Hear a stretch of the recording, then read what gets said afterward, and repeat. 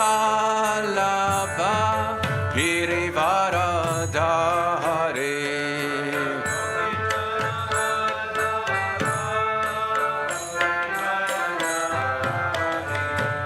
Yashodanandana Braja Janaranjana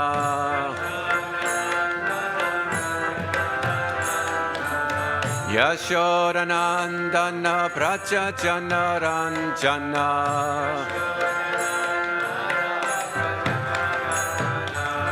Yamuna Tiravanachari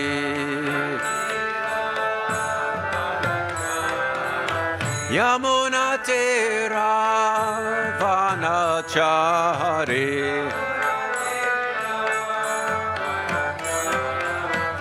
Jaya Ratha Madhava Kunja Bihari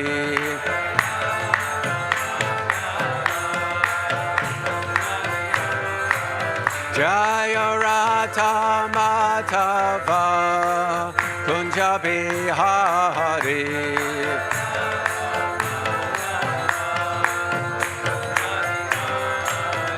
Jaya Prabhupada Jaya Prabhupada Prabhupada Jaya Prabhupada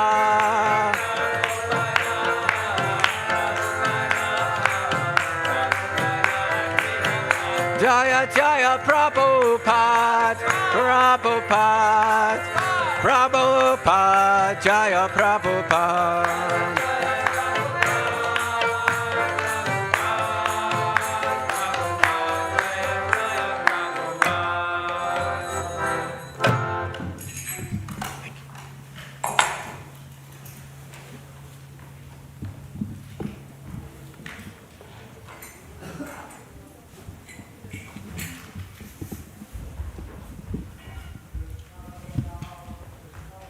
Shri Shri Radha Gokulananda ki, Shri Sitaram Lakshmi Hanuman ki, Shri Shri Gaunitai ki, Srila Prabhupada ki.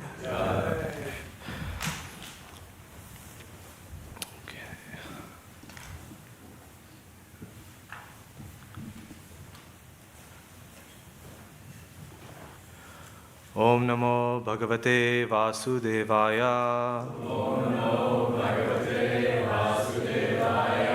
Om Namo Bhagavate Vasudevaya. Om Namo Bhagavate Vasudevaya. Om Namo Bhagavate Vasudevaya. Om Namo Bhagavate Vasudevaya. Reading from Śrīmad-Bhāgavatam, Canto 3, Chapter 17, Text 19. Chakre Hiranyakashipur Dorbhyam Brahma Varena Cha Vashe Sapala Lokam Strim Akuto Mrityurudataha Chakre Hiranyakashipur Dorbhyam Brahma Varena Cha Vashe Sapala Lokam Strim Akuto Mrityurudata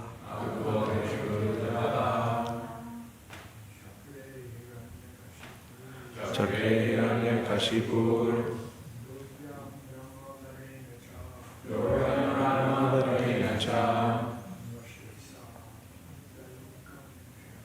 Vashe Sapala Lokam Strim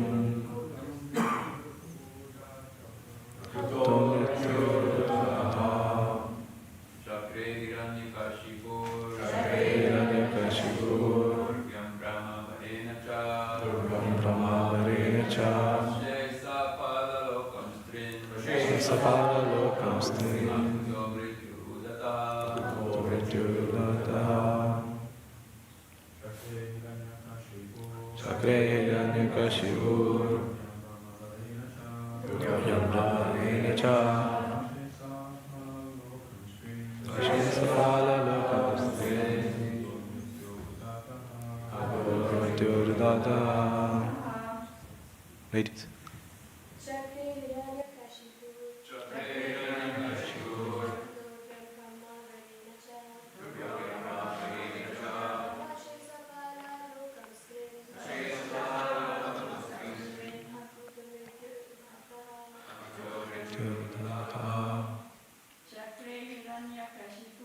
Chakre Hiranyakashipu Abhyam Brahmavarena Cha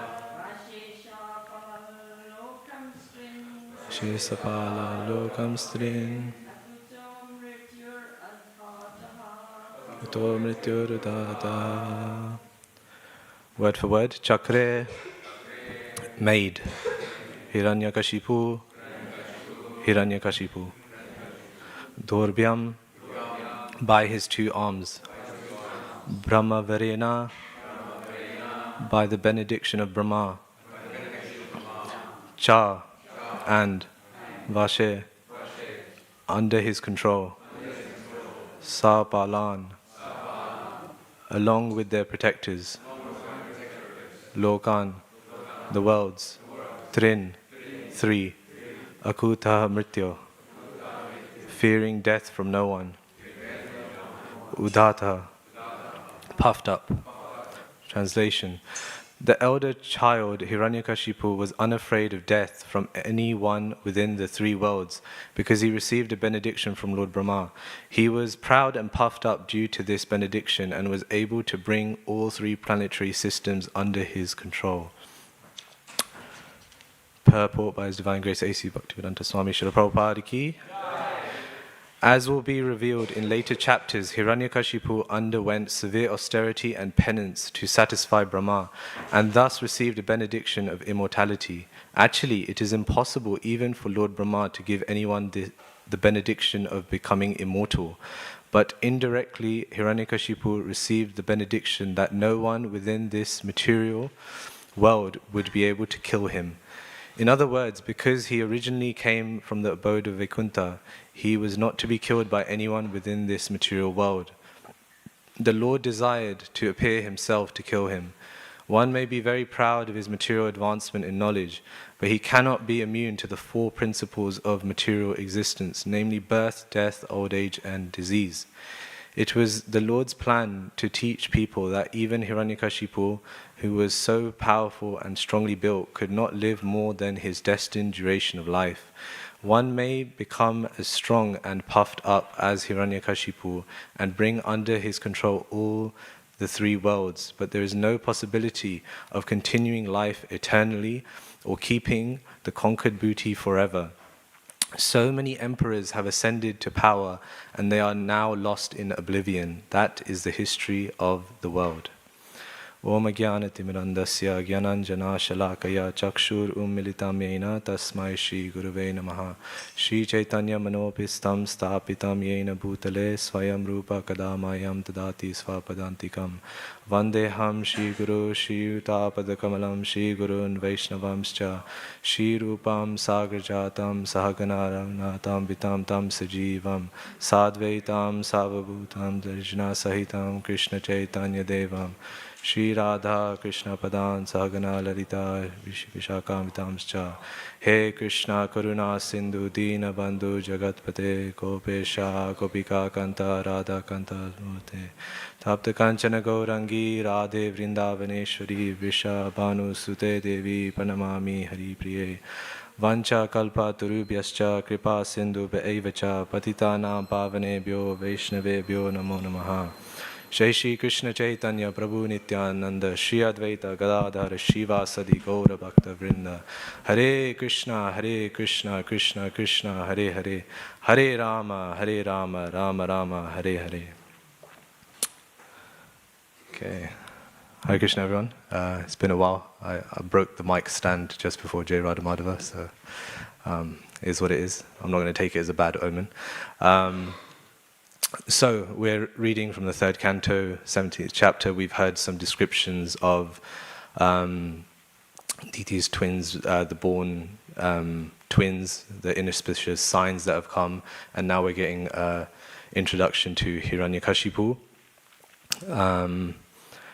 And we may have an idea of how it ends in the 7th canto, but we need an introduction to Hiranyakashipu first. So the first thing that stands out is the akuto mrityu, that fearing death from no one. So Hiranyakashipu had the illusion of security. So he did severe austerity and penances he asked from Brahma immortality, and Brahma said, hey, I can't give you something that I don't have. So then it's Hiranyakashipu's, in the negotiations, then Hiranyakashipu has to think then, okay, wait, he can't give me this, so what can he give me? And in that way, Hiranyakashipu then decides to create some conditions. So no created being, neither inside nor outside of a place, day or night, ground or sky, any weapon. So I work in like the legal field. I'm not a lawyer. It sounds cool, so I say I work in the legal field. But then they ask, "Oh, are you a lawyer?" I was like, "No, I'm the accountant of the lawyers." So still there, but I can understand how these legal contracts work. So they generally have to be watertight. So you have to think of every single possibility there is when making that contract. So for example, like pricing a contract, that, okay, we're going to give you a 10% discount. So, okay, 10% discount, but what does that apply to? Is there some exclusions there? Is there a time period? Does it expire after 1 year? What happens when it expires? Do we renegotiate? All these different things are there. So Hiranyakashipu felt that I've sealed the deal, I've made a watertight contract, but what does Krishna do? He doesn't break the contract, but he transcends it. So he comes in the form of half man, half lion. He's obliterated by the nails of Nrsimhadev. He's on the lap. He's within the threshold, and it's during twilight. It's during twilight.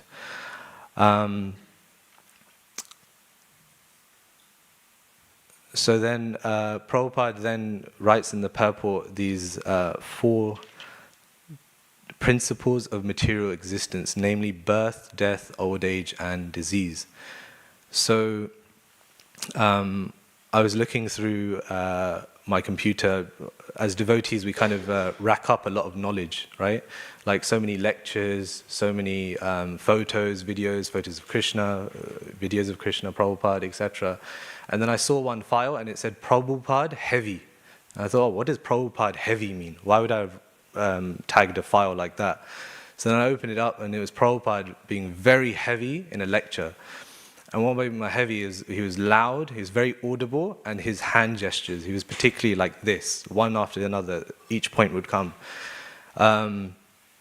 But the thing is, I didn't catch on to what he was saying. I was just like, wow, this is quite like powerful, like he's in a powerful position, but what is he actually saying?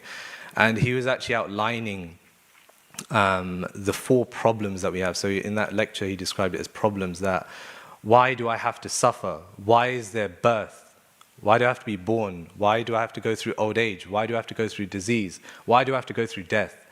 And he was very, very heavy at the start. And then slowly, he was actually, he was being more kind of warm and mellow. He's always warm and mellow, but in the sense of his tone, that yes, we have these 4 problems, but what can we do in this human form of life is that we can make solution of it, that we can chant Hare Krishna and we can be happy, and in this way. So in our Krishna consciousness movement, we do want to hammer home the point that there is an issue to be solved. There is something to be solved, and that is birth, death, old age, and disease.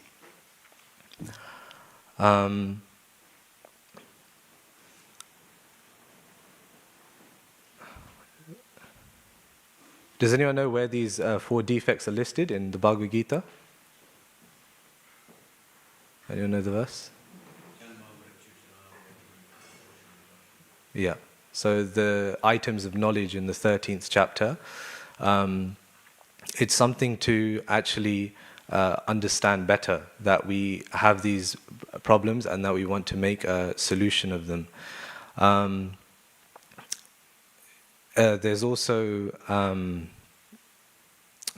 just find it.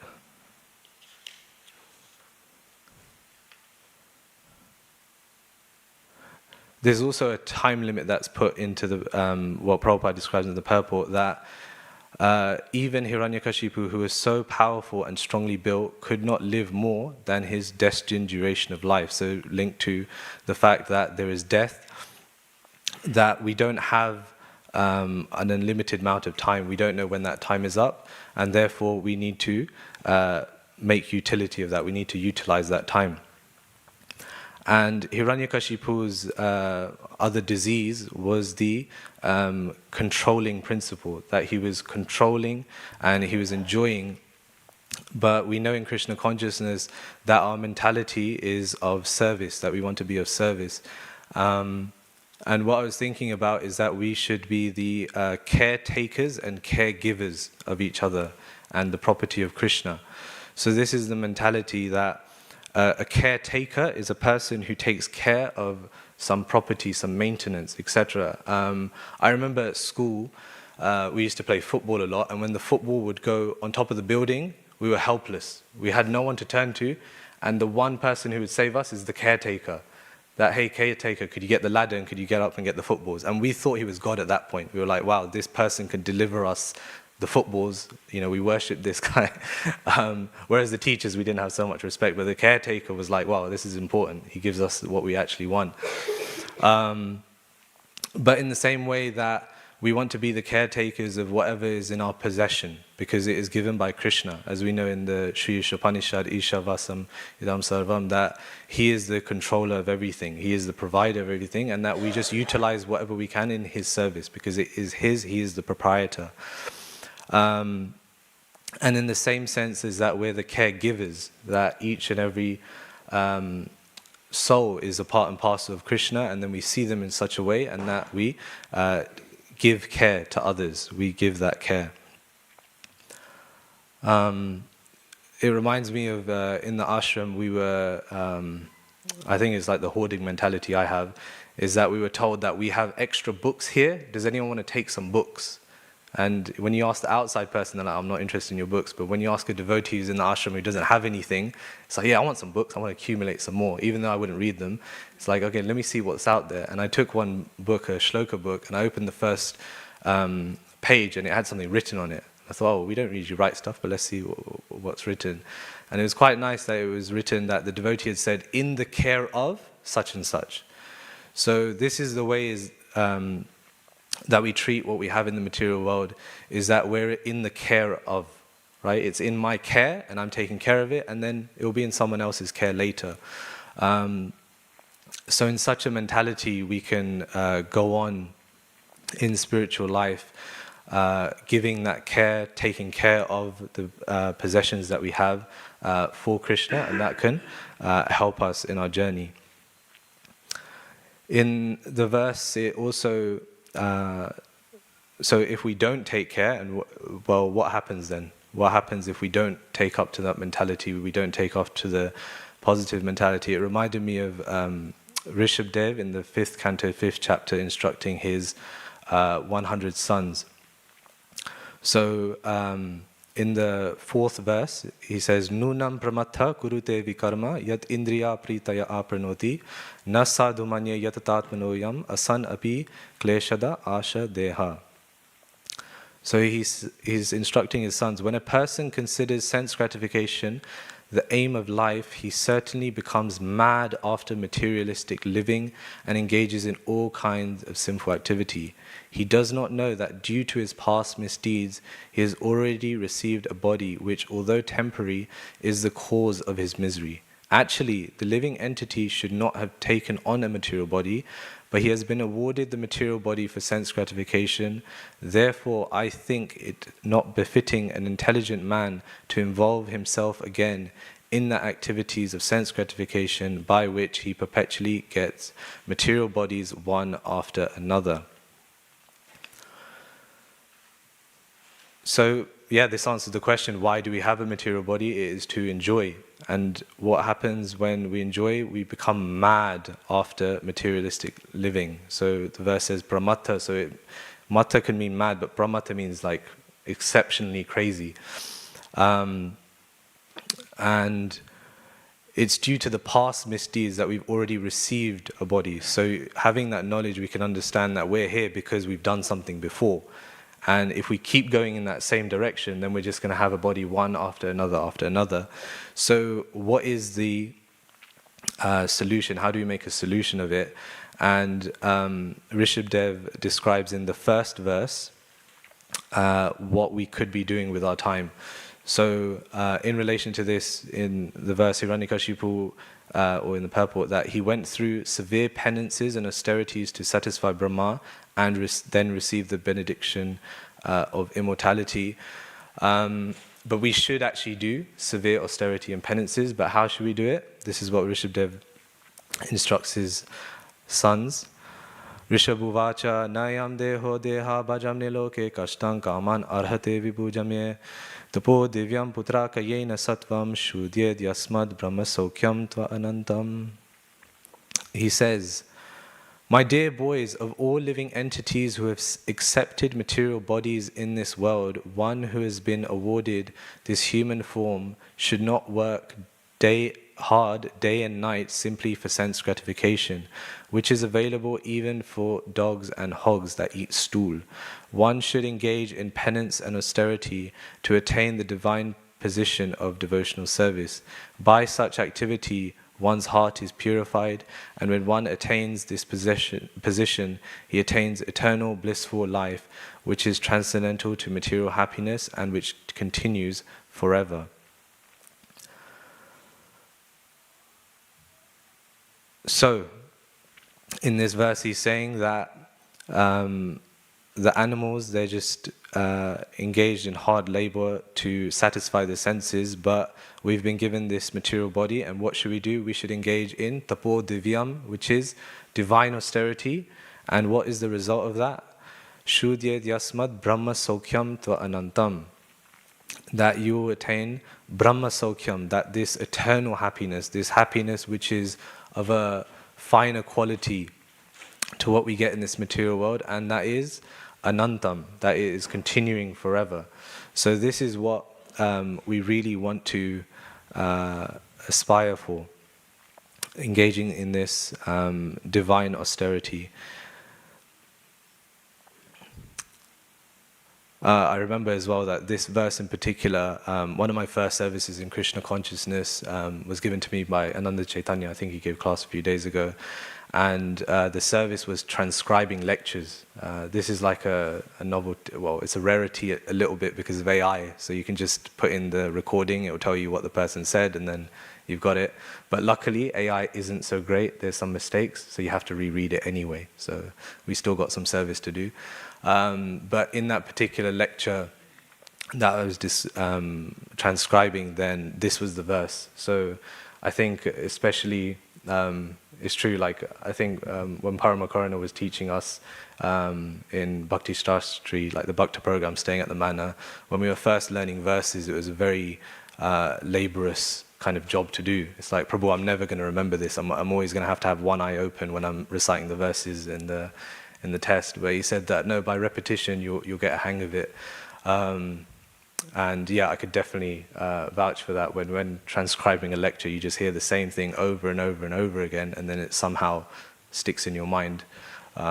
So yeah, just to think of what the Prabhupada disciples, when they were like transcribing Prabhupada's dictations, it must be kind of, just, it's always there. It just never really leaves you like that. So yeah, it's amazing.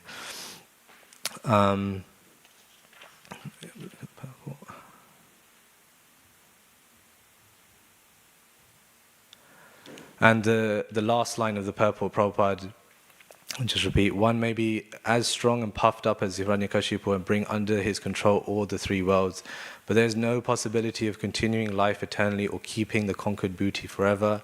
So many emperors have ascended to power and they are now lost in oblivion. That is the history of the world. Yeah, this point about history and being lost is that now we're even more connected and we're in the know instantly. So through social media, you can find out someone's passed away, something's happened, the news of what they did, what amazing activities a person's done, etc. But then you find out that, oh, okay, they've expired, it's finished, they're gone. But then the news just moves on. Like it's like, okay, this is the next person who's moved on, and so on and so forth. And they're just lost in the history books. Even now, like it does feel that in the football sphere, they say like, who is the GOAT? So GOAT means greatest of all time. So they say, is it Messi? Is it Ronaldo? Right? And then they say, no, but if you think of back in the day, it was the original Ronaldo, the Adi Ronaldo, the Brazilian Ronaldo, he was the greatest. Then they say, no, Pele, there was this other footballer, he was the greatest of all time. Maradona, there's so many people.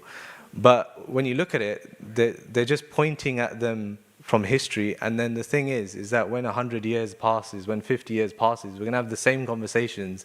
And then someone might say, oh yeah, well, wasn't there this person, Messi, right? Wasn't there this person, Ronaldo, right? I think. But again, they just get lost in history. There's nothing really of significance that they've bought, right? There is that entertainment. There's so many different things. But actually, a person just gets lost in the history books. And as much as we want to, some leaders will try and make history by doing something so great, so unconventional, actually, it may not give the result that they're looking for. I'll just give an example. I don't know if I can say particular names. I haven't read the class guidelines in a long time, but let's keep it in check. There was a world leader, I'm not going to say who, recently, that the World Cup was going on. And he saw that his team had got a red card. Someone got a red card, and he felt, this is outrageous. Why would my team get someone who has a red card? We do not want red cards for our team. So then he phoned up the president of that, like football, the head of football, and he said, hey, you've given red card. We don't want that. I saw it. It wasn't a red card. And then the football president, oh, yeah, I can see different angles of vision. Yes, okay, I understand. And then the news came out that the red card has been overturned. And then the leader's probably thinking, yeah, look, I did it. I'm so powerful. I overturned something. I'm so unconventional. And actually, the response was, this isn't good. We want a fair game. We just want the game to go on how it's meant to go. And the embarrassing thing is that team lost anyway. So even though that person played, it didn't matter. But it is this kind of demoniac controlling mentality is that, yeah, let's get more and more involved. Let me show my prowess. Let me show my power that I can just pick up the phone and things will happen. But actually, not such a great thing, not such a good thing to disrupt the kind of conventions like that. But what do we see in Krishna consciousness? We see only glorious devotees. We see these individuals. We see these collectives, the 6 Goswamis, we see the individuals, Srila Prabhupada. There's something glorious, there's something to remember. In the same light, Tribhuvanath Prabhu, right? We have these kind of annual festivals there. We have the festivals, the Hare Krishna festivals that are continuing to this day, right? Like lighting up his legacy. And then we recently had Jankinath Prabhu. We had a kind of memorial program, the 5th year. But these souls have done something truly substantial to this world. Like not just Krishna consciousness, but the entire world has benefited by their association. I was remembering Jankinath Prabhu since it was his memorial the other day, and that when one is faced with disease or some illness, like there can be a tendency to hide away, shy away from the world, right? Like get the bhajan kutir ready, get the 4 walls ready, and get all the medication, get everything, all arranged. But actually, Jankinath Prabhu was the total opposite. He'd be getting on his, what's it called? His kind of like blazer-like coat. He had a like kind of a cool coat. I don't know, I see this with brahmacharis sometimes. They got this one item that sometimes is like, this is their item. But for Jankinath, it was always like, he's got the nice coat. And then he'd also have the baseball cap, but it was all about the coat. And he'd be like, let's go. One particular time he asked me to drive, and we went all the way to Norwich. And I was thinking, what are we doing in Norwich? And he said, I'm giving a TED talk. And I'm thinking, but what are you going to say, like a TED talk? Like, what, you're just going to give Krishna consciousness? Like, I thought it was the standard, like he'll give something from Shastra, and it'll be like, wow, we can connect that, to our state of being and so on. But actually, he spoke about his cancer journey, and his cancer journey in the sense of, like one particular point in public speaking is to grab the attention of the audience is shock. Sometimes, if you give shock, it kind of like, whoa, okay, well, this is different, this is interesting. So his one was that he would be changing the slides, and then suddenly he's like, what's this picture of? And then he'd tell the audience, that's actually my tumor. And then he'd point to the next one, he'd go through the pictures and it's him in the wards, it's, all these different things. But he really used his condition at that point to serve the world, to show people that, we actually have the solution, that even if you've got cancer, we've got the solution. We've got the solution to everyone's problems, and it is this Hare Krishna. Mahamantra is this practice of devotional service. And to this day, they're still carrying on the charity. They come to the manor, I think the patients as well as the nurses, to gain exposure to Krishna consciousness. So that's really a true legacy. That's something worth talking about after the decades, right? So like this in Krishna consciousness for ourselves is that we just want to utilize every single moment we can to better ourselves as a person, our characteristics, our qualities. That we've got the 26 qualities of a devotee to aspire for, and we also want to uplift those around us. And on this journey, there could be a possibility of getting puffed up, right? So Prabhupada writes in the purport as well. Let me just see where he writes it.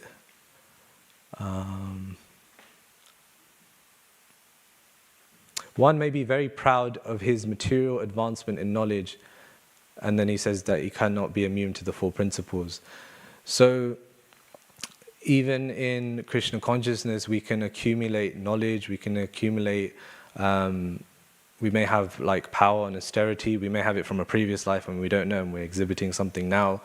But one should be very humble, as it said, is that we should wear that verse, Trinadapi Sunechena, around our neck, that it should be a meditation.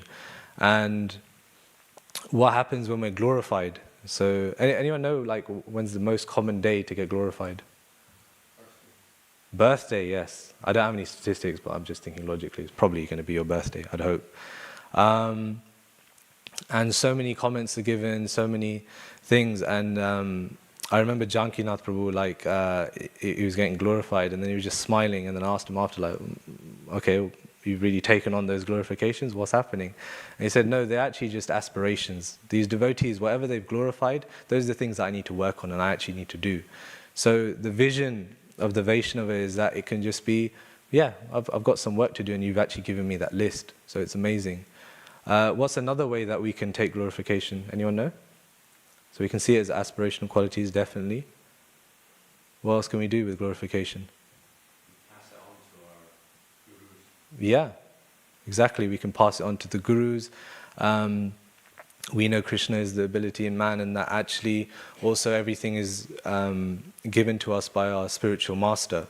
That whatever we know, it's through the grace of our spiritual master. It reminds me of, I think it's a verse in the Mukta Charita, if not mistaken, I think it's by Raghunath Das Goswami, but he gives kind of that glorification that only by the mercy of the spiritual master I know I've been given this holy name, I've been able to see Radhakund, Govardhan Hill, etc., the pastimes of Radhika and Madhava. I'm getting some kind of understanding, but actually it's all the Guru's gift. Actually, I think that verse is called the gifts of the Guru, or like kind of summarized in that way.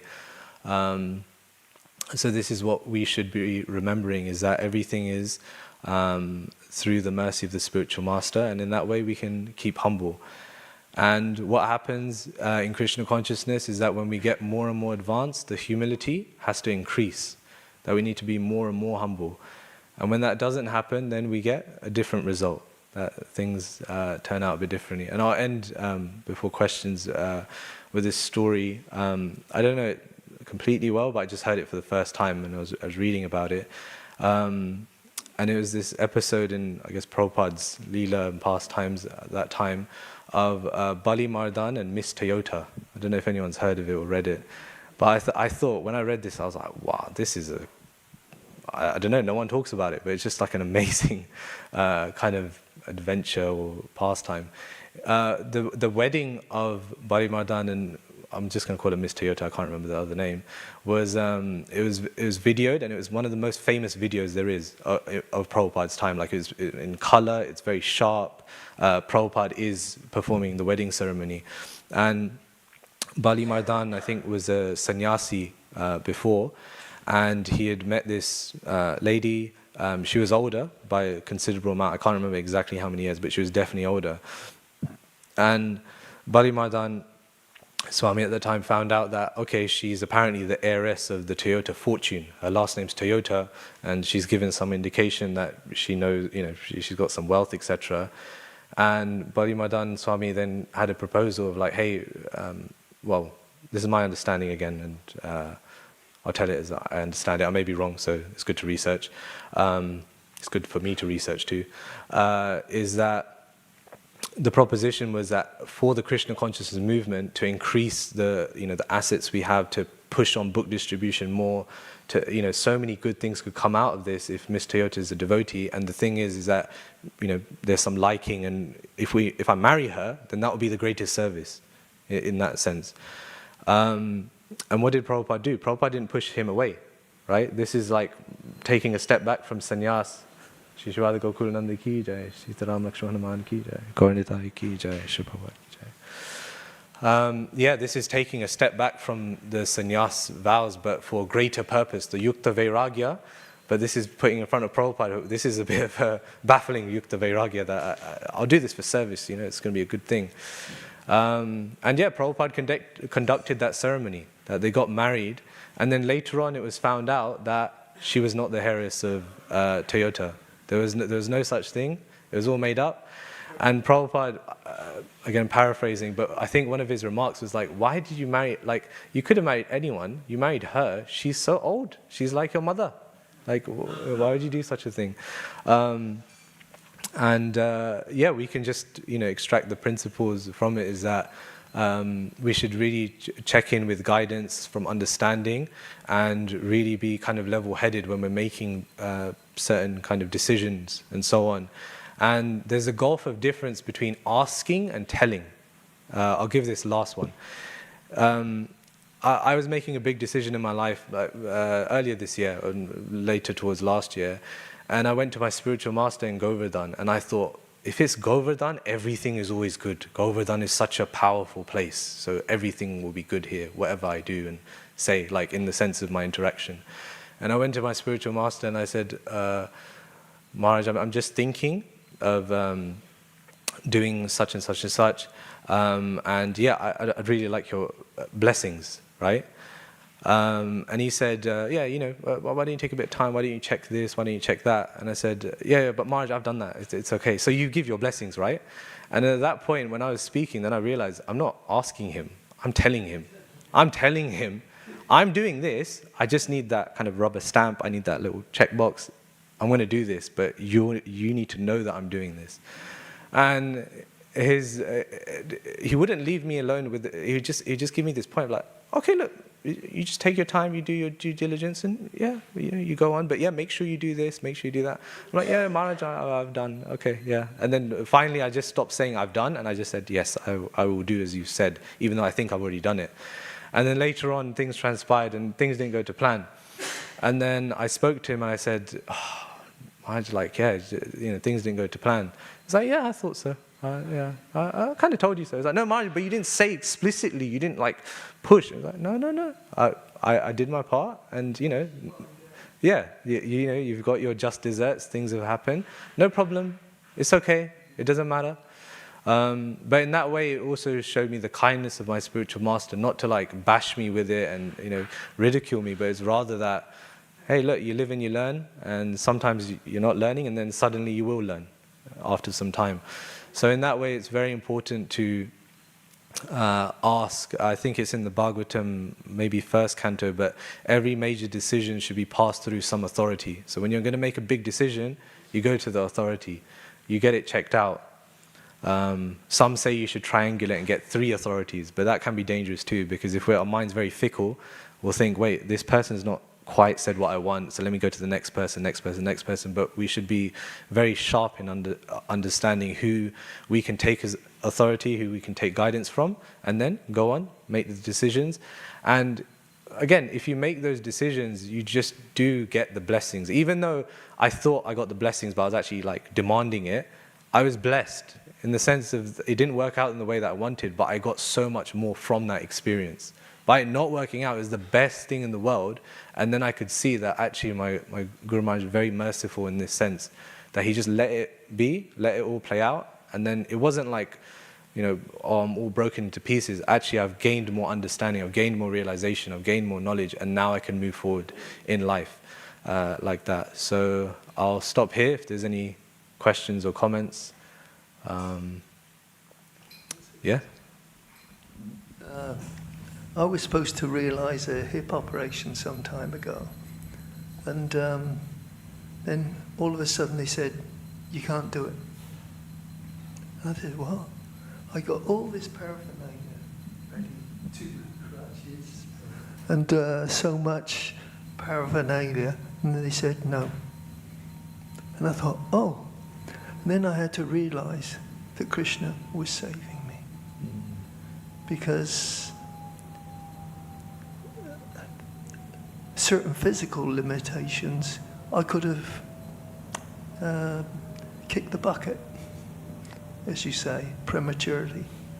So I've just got to be patient. If it doesn't happen, it's just to realize it's Krishna's arrangement, and let it go. Yeah. Thank you, Prabhu. Oh, Krishna. We usually ignore that part of the... So, there you are. Oh, Krishna. Thank you, Prabhu, for the class. Oh, sorry. No, carry on. In the purport, Prabhupada is saying that our duration of life is destined. So there's a certain amount of lifespan that we have. But at the same time, practically it's seen that if one's taking care of one's health, one's eating healthily,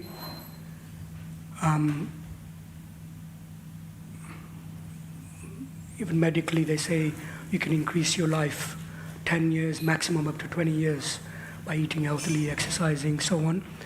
And then on the other side, it is said that if you smoke, for example, you reduce your lifespan by 10 years, 15 years. So then how to understand this, that our duration of life is destined?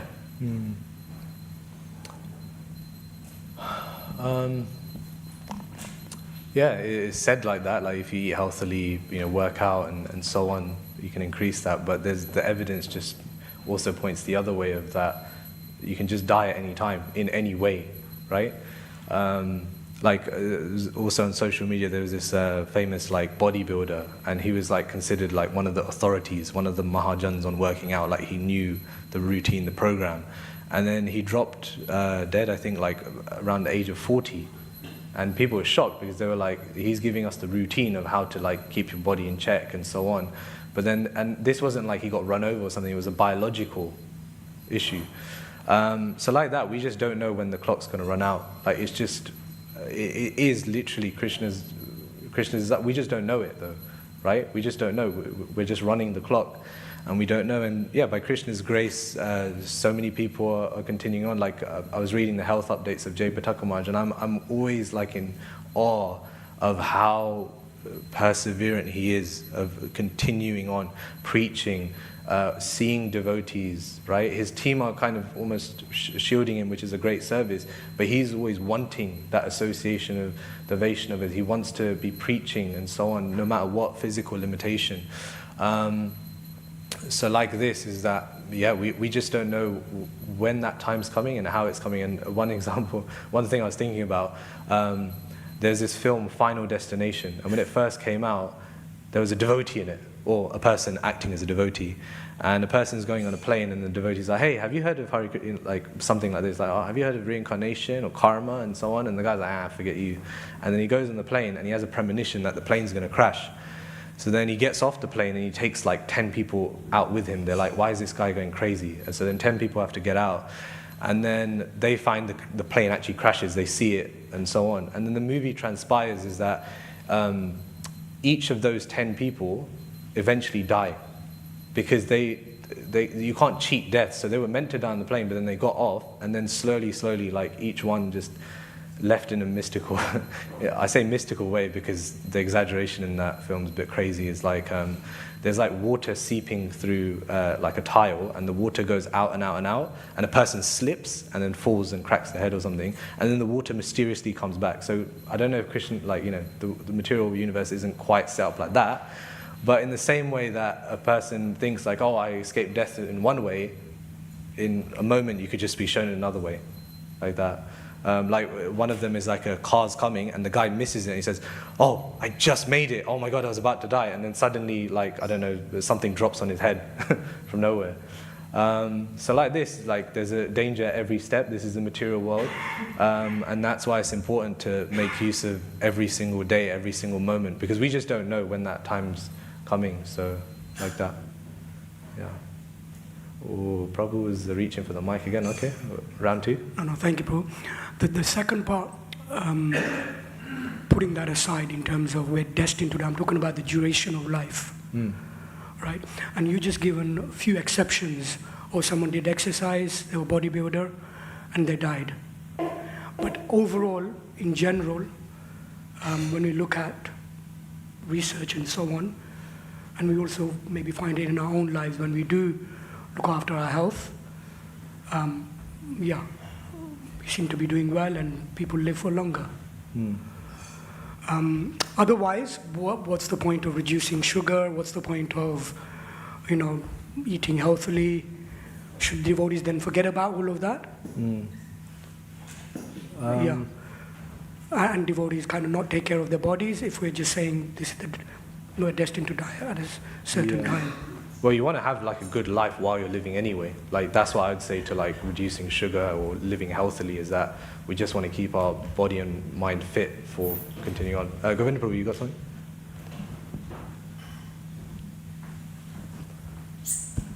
Hare Krishna.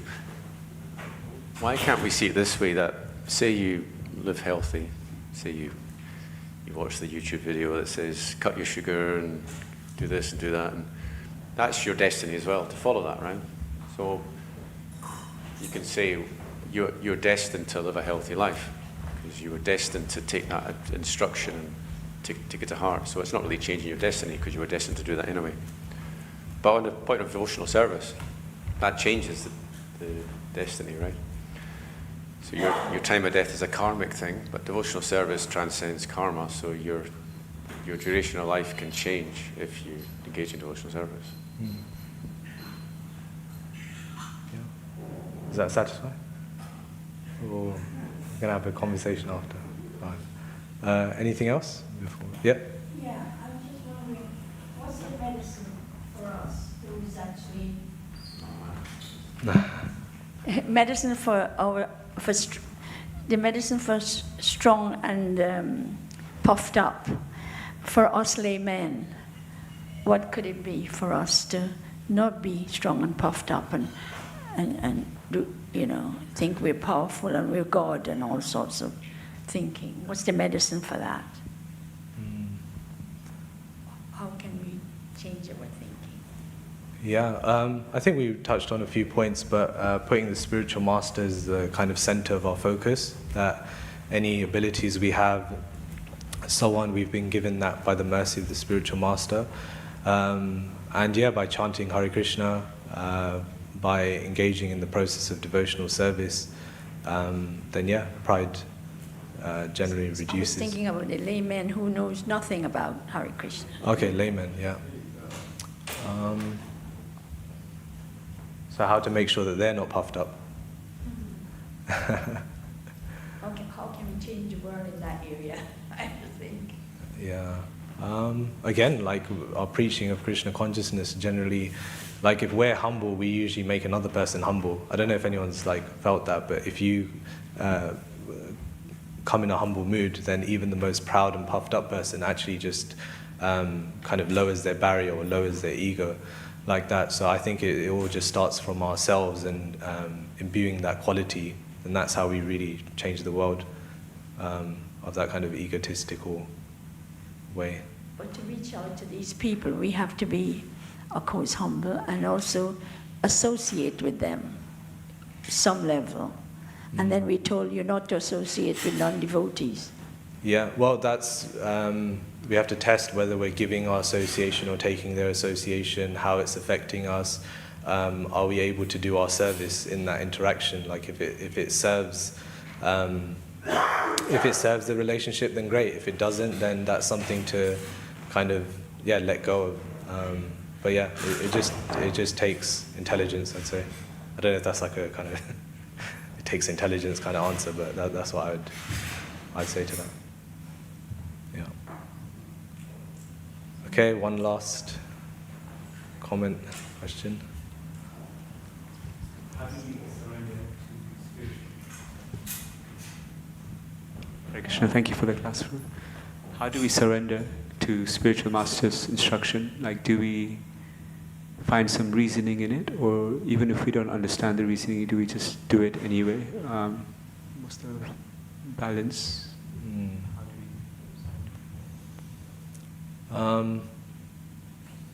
I think it takes meditation of thinking about what we've been instructed. Like, depends. If it's something immediate, like the spiritual master instructs you immediately for a practical matter, like get me a glass of water, something simple. Like, okay, you do it, right? Good.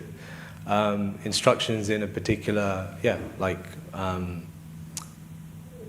scenario or like a longer term vision, that's something that we may have to kind of deliberate on, use our intelligence as well, because we're not trying to outsource our intelligence, like, you just tell me what to do and I do it blindly, but it's that actually you know yourself, you understand what they're asking of you, you see, is there something more to it? Because also with the spiritual master there can be some conversation as well. It's not like a direct kind of, they're shutting you out just by telling you to do something, but rather it's that actually if they get more information or more knowledge from where you're thinking too, then that can help like refine those instructions or keep them the same as well. Like he may just say the same thing, that this is something that you should do and so on.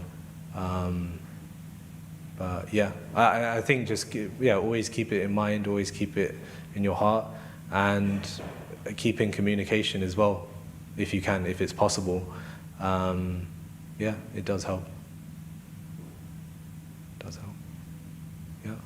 Okay, thank you very much. Hare Krishna. Śrīla Prabhupada ki jai.